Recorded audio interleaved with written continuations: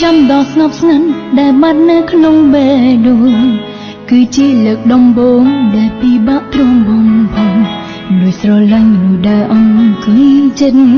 ព្យាយាមលាក់ស្នេហ៍ពិតហើយកា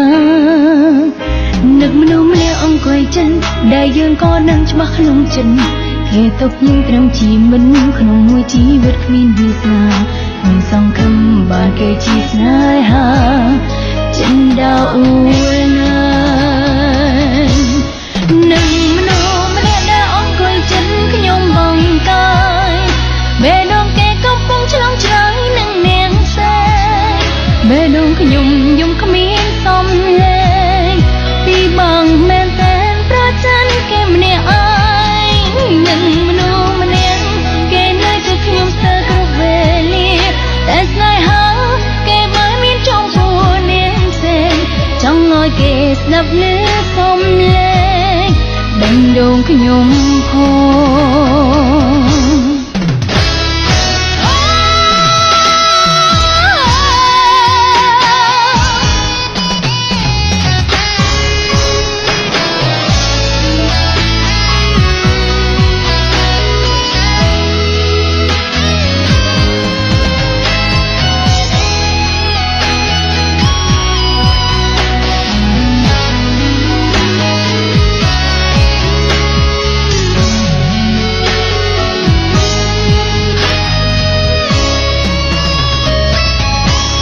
រឿងឈឺចាំដល់ស្ងប់ស្ងាត់ដែលបាត់នៅក្នុងបេះដូង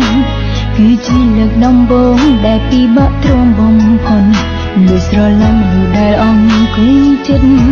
ជាយាមលាក់ស្នេហ៍ពិតហើយកានឹកមនុស្សម្នាក់អង្គុយចិត្តដែលយើងក៏ដឹងច្បាស់ក្នុងចិត្តគេទុកយើងត្រឹមជាមិនក្នុងមួយជីវិតគ្មានវាសនាគ្មានសង្ឃឹមបានគេជាស្នេហាចិនដោអ៊ូណានឹងមនុស្សម្នាក់ដែលអង្គុយចិត្តខ្ញុំបងកាយបេះដូងគេកំពុងឆ្លើយឆ្លងនឹងនាងផ្សេងបេះដូងខ្ញុំយំគ្មានសំលេងពីបងមែនតែប្រចាំគេម្នាក់ឯងនឹងមនុស្សម្នាក់គេនៅជិតខ្ញុំស្ទើរគ្រប់វេលាតែស្នេហាគេមិនមានចំពោះនាងផ្សេងចង់ឲ្យគេស្ដាប់ឮសំលេងបេះដូងខ្ញុំផងនឹងមនុស្សម្នាក់ដែលអង្គុយចិត្តខ្ញុំបងកាយបេះដូងគេកំពុងឆ្លើយឆ្លងនឹងនាងផ្សេងបេះដូងខ្ញុំយំគ្មានសំលេងពីបងមែនតែប្រចាំគេម្នាក់ឯងនឹងមនុស្សម្នាក់គេនៅជិតខ្ញុំស្ទើរគ្រប់វេលាតែស្នេហាគេមិនមានចំពោះនាងផ្សេងចង់ឲ្យគេស្ដាប់ឮសំលេងបេះដូងខ្ញុំផងចង់ឲ្យគេស្ដាប់ឮសំលេ